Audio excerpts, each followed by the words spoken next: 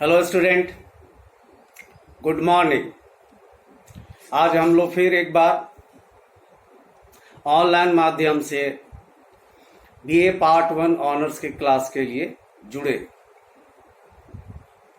हम सब लोग अभी रशियन संविधान के बारे में पढ़ रहे थे। उसमें उसकी कार्यपालिका यानी राष्ट्रपति, संघीय सरकार और उसके मंत्री परिषद, उसकी व्यवस्थापिका, उसकी संघीय संसद,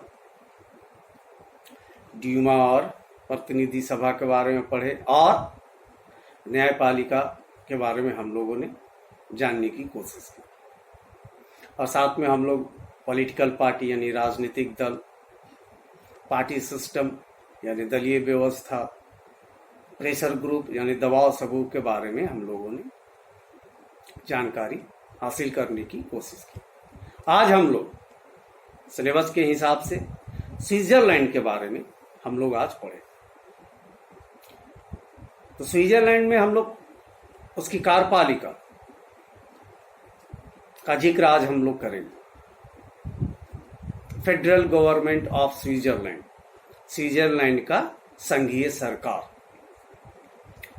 दुनिया में कार्यपालिका जो है ज्यादातर एक तय नेतृत्व के अंतर्गत कार्यपालिका अपना काम करती है और आमतौर पर यह माना जाता है कि एक व्यक्ति के नेतृत्व में जो कार्यपालिका होती है वो अगर रहेगा तो काम सुचारू रूप से सही ढंग से कर सकता है।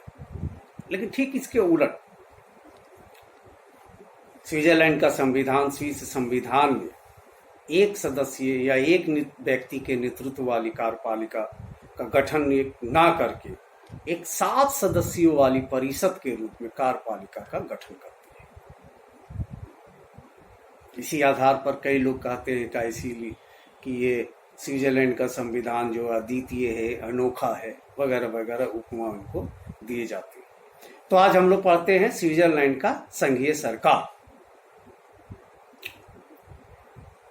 विश्व की प्रमुख शासन प्रणालियों को 2 श्रेणी में बांटा जा सकता है, संसदात्मक यानी कि पार्लियामेंट्री और अध्यक्षात्मक यानी कि प्रेसिडेंशियल। लेकिन स्विस शासन पद्धति ना तो संसदात्मक है और ना ही अध्यक्षात्मक है। इसकी कार्यपालिका में दोनों की विशेषताओं का सम्मिश्रण किया गया है। यानी कि स्विट्जरलैंड का जो संविधान है ना तो वो अध्यक्षीय है ना संसदीय है, बल्कि दोनों में जो खूबियां हैं उसको मिला के बनाया हुआ, यानी कि दोनों का एक सम्मिश्रण है। आमतौर पर होता क्या है कि जैसे संसदीय शासन प्रणाली में कार्यपालिका और व्यवस्थापिका में अटूट संबंध होता है, तो यहाँ क्या है कि वो अपने जो कार्यपालिका के सदस्य यानी कि 7 सदस्यीय जो परिषद का वो चुनाव करता है वह संघीय संसद के सदस्यों में से ही चुनता है। तो क्या हुआ, एक तरह की संसदीय शासन प्रणाली हो गई कि जो सिस्टम है उसका इस्तेमाल वो करता है। लेकिन जैसे ही संघीय संसद के सदस्य संघीय सरकार के सदस्य के रूप में निर्वाचित किए जाते हैं, उनका संघीय संसद से संबंध अपने आप खत्म हो जाता है। तो जैसे कि अध्यक्षीय शासन व्यवस्था में कार्यपालिका, न्यायपालिका और व्यवस्थापिका तीनों स्वतंत्र रूप से काम करती है, तो वो दोनों का प्रक्रिया पूरा कर जब वो चुनता है तो संसदीय शासन प्रणाली, चुनने जाने के बाद वो उससे संबंध खत्म हो जाता है, तो समझो कि वो अध्यक्षीय शासन प्रणाली के रूप में काम करता है। इसीलिए कहा गया है कि ये ना तो संसदीय है और ना ही अध्यक्षीय, बल्कि दोनों का मिश्रण रूप है। 1989 यानी कि 1998 ईस्वी तक जो संविधान लागू था, उस संविधान में इस संस्था यानी कि संघीय सरकार को नाम दिया गया था संघीय परिषद यानी फेडरल काउंसिल। पहले उसको फेडरल काउंसिल के नाम से जाना जाता था पुराने संविधान में। 18 अप्रैल 1999 से लागू किए गए वर्तमान संविधान में इस संस्था का नाम है संघीय सरकार यानी कि फेडरल गवर्नमेंट। पुराने संविधान द्वारा स्थापित कार्यपालिका का दो सबसे प्रमुख विशेषता थी। पहला बहुल कार्यपालिका और दूसरा संसदात्मक एवं अध्यक्षात्मक व्यवस्थाओं का समन्वय को नए संविधान में भी बनाए रखा गया है। यानी कि पुराने संविधान में भी बहुल कार्यपालिका था और अध्यक्षीय और संसदीय का सम्मिश्रण था, उसको नए संविधान में भी बनाकर रखा गया। जबकि पुराने कार्यपालिका से नया कार्यपालिका कुछ भिन्न है, अलग है, लेकिन संघीय सरकार का मूल स्वरूप वही है जो संघीय परिषद का था। थोड़ा सा बदलाव है, लेकिन उसका स्वरूप कुछ वैसा ही था। स्वीस संविधान के द्वारा जिस प्रकार की कार्यपालिका की व्यवस्था की गई है वह अपने आप में एक वर्ग है, क्लास है। इसके संगठन और शक्तियों का ही नहीं बल्कि विधानमंडल के साथ जो इसका संबंध है उसका भी कोई जोड़ नहीं मिलता। यानी कि इसकी कार्यपालिका और इसका विधानमंडल से जो संबंध है वो दुनिया के किसी अन्य संविधानों में नहीं मिलता।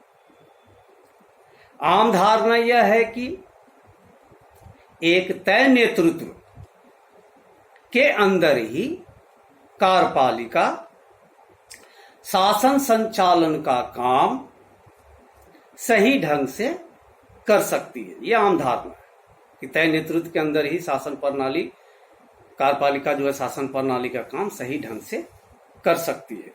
लेकिन स्वीस कार्यपालिका बहुल है, यानी एक से अधिक है, और सामान्य धारणा के उलट इसके द्वारा सफलतापूर्वक काम किया जा रहा है। स्वीस कार्यपालिका के इन लक्षणों के आधार पर ही प्रोफेसर स्ट्रॉन्ग ने लिखा है कि यह विश्व की वैधानिक पद्धतियों में सर्वाधिक अनुपम है। यानी कि जो संवैधानिक जो पद्धति होती है दुनिया में उसमें सबसे अनुपम है, अनोखा है। ब्राइस के अनुसार यह एक ऐसी संस्था है जिसका अध्ययन करना अन्य सभी संस्थाओं से महत्वपूर्ण है। अब हम लोग बात करेंगे, तो ये था उसका एक तरह का इंट्रोडक्शन। अब बात हम लोग करेंगे संघीय सरकार का संगठन, यानी कि संघीय सरकार का संगठन, यानी वो बनता कैसे है ना। नए संविधान के अनुच्छेद 174 में कहा गया है कि संघीय सरकार स्वीस परिसंघ की उच्चतम शासकीय और कार्यपालिका सत्ता है। यानी कि संविधान की धारा 174 में ये साफ तौर पे कहा गया है कि ये कार्यपालिका शक्ति के रूप में सर्वोच्च है।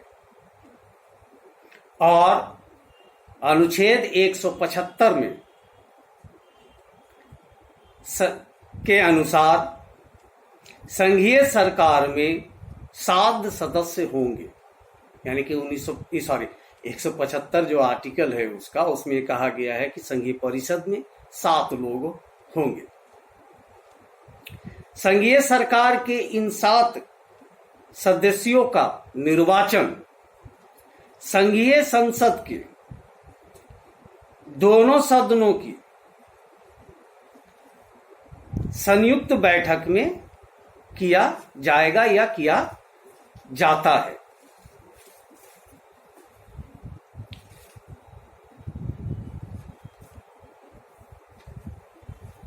जहां तक योग्यता का सवाल है, यानी कि संघीय सरकार के सदस्यों की योग्यता क्या होनी चाहिए, तो जहां तक संघीय सरकार की योग्यता का सवाल, सदस्यों का योग्यता का सवाल है, संविधान ने यह तय किया है कि कोई भी स्विस नागरिक यानी स्विट्जरलैंड का कोई भी नागरिक जो प्रतिनिधि सभा का सदस्य चुने जाने के योग्य है,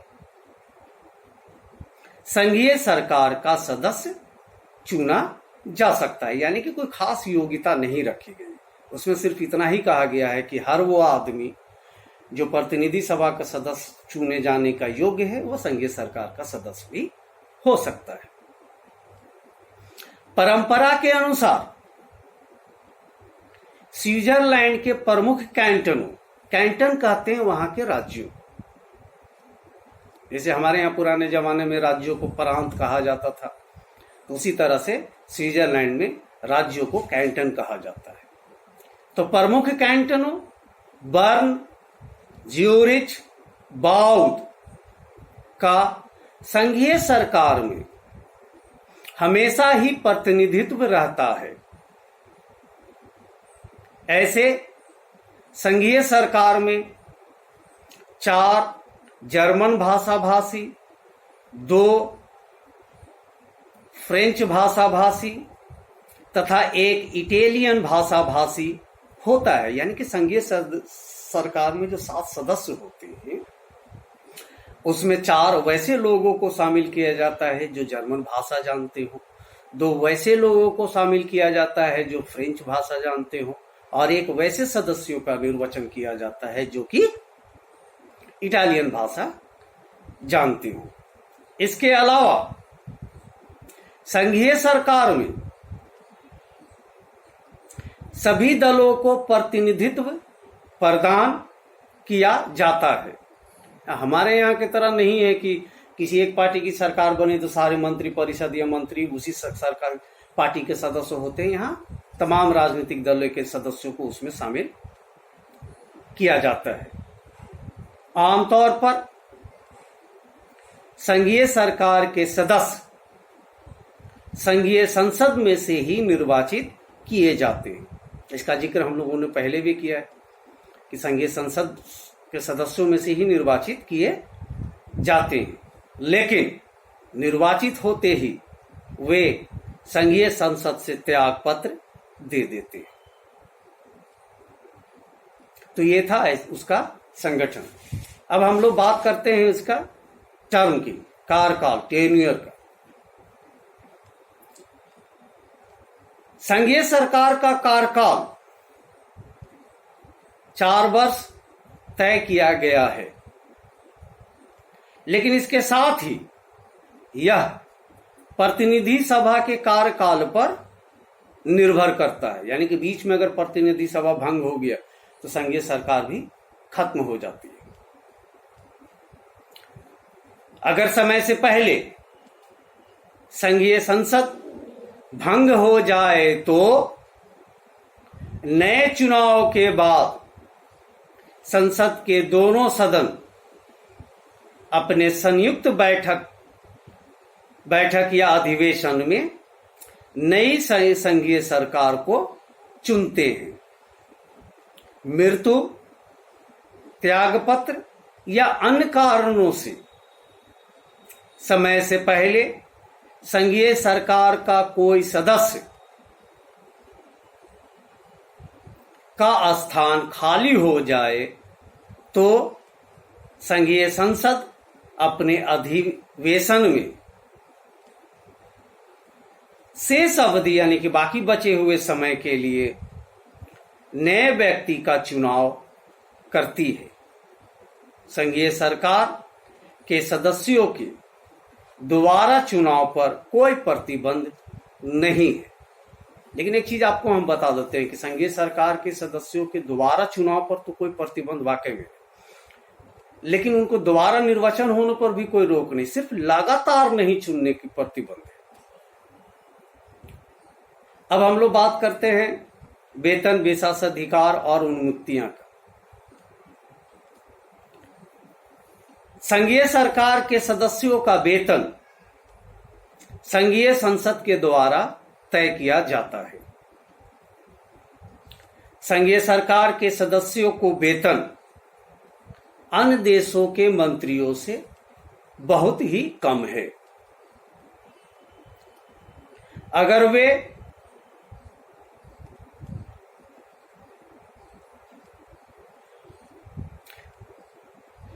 दस वर्षों तक परिषद के सदस्य रह चुके हैं तो उन्हें निवृत्ति वेतन यानी कि पेंशन दिया जाता है, जो वेतन के 40 से 60% तक के बीच होता है। संघीय सरकार के सदस्यों को वही विशेषाधिकार प्राप्त है जो संघीय संसद के सदस्यों को प्राप्त होती है। अपने कार्यकाल में संघीय सरकार के सभी सदस्य सैनिक सेवा से मुक्त हैं। वहां शायद हर लोगों को कुछ दिनों के लिए या कुछ महीनों के लिए सेना का ट्रेनिंग लेना अनिवार्य है, लेकिन जो व्यक्ति संघीय सरकार का सदस्य हो जाता है वो उसको सैनिक सेवा का मतलब ट्रेनिंग लेने से मुक्ति रहती है और उनके विरुद्ध कोई भी मुकदमा नहीं चलाया जा सकता है। अब हम लोग बात करते हैं अध्यक्ष तथा उपाध्यक्ष। ये एक प्रक्रिया है, उसका जो अध्यक्ष चुना जाता है वही स्विट्जरलैंड का राष्ट्रपति भी कहलाता है। तो वो किस तरह से होता है इसकी जानकारी इसमें मिलेगी हम लोगों को। अध्यक्ष तथा उपाध्यक्ष, संघीय संसद के दोनों सदन अपनी एक संयुक्त बैठक में संघीय सरकारों में से ही एक अध्यक्ष तथा एक उपाध्यक्ष का 1 वर्ष के लिए चुनाव करते हैं, यानी कि अध्यक्ष और उपाध्यक्ष का चुनाव 1 साल के लिए करते हैं। संघीय सरकार का अध्यक्ष ही स्विस राजमंडल का राष्ट्रपति कहलाता है।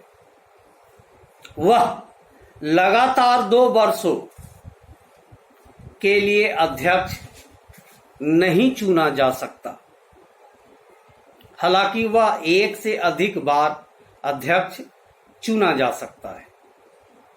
अध्यक्ष तथा उपाध्यक्ष के चुनाव में ज्येष्ठता के नियम यानी कि सीनियरिटी रूल, जो सबसे सीनियर होते हैं, का ध्यान रखा जाता है और यह कोशिश की जाती है कि बारी बारी सभी सदस्यों को अध्यक्ष तथा उपाध्यक्ष का पद प्राप्त हो जाए। यानी कि कुछ इस तरह से निर्वाचन किया जाता है कि सब सदस्य बारी बारी से अध्यक्ष और उपाध्यक्ष चुन लिए जाए। यह भी परंपरा स्थापित हो गई है कि अध्यक्ष को अगले वर्ष उपाध्यक्ष चुन लिया जाता है। उपाध्यक्ष अन्य सदस्यों की तरह ही एक विभाग का प्रमुख होता है और अध्यक्ष की गैर मौजूदगी में अध्यक्ष या राष्ट्रपति पद पर काम करता है। अध्यक्ष को अगले वर्ष उपाध्यक्ष पर निर्वाचित नहीं किया जा सकता। ये थे उसके यहाँ अध्यक्ष और उपाध्यक्ष की चुनने की एक प्रक्रिया कि बारी बारी से सबको चुन लिया जाता है और अध्यक्ष को दोबारा फिर उपाध्यक्ष नहीं बनाया जाता है, इसलिए कि उपाध्यक्ष ही अगली बार अध्यक्ष चुन लिया जाता है। तो ये थे स्विट्जरलैंड की संघीय सरकार की कुछ उसके निर्वाचन और उसके क्या बोलते हैं वेतन, विशेषाधिकार, कार्यकाल और अध्यक्ष और उपाध्यक्ष। बाकी तमाम चीजें फिर अगले क्लास में हम लोग करेंगे। आज के लिए बस इतना ही।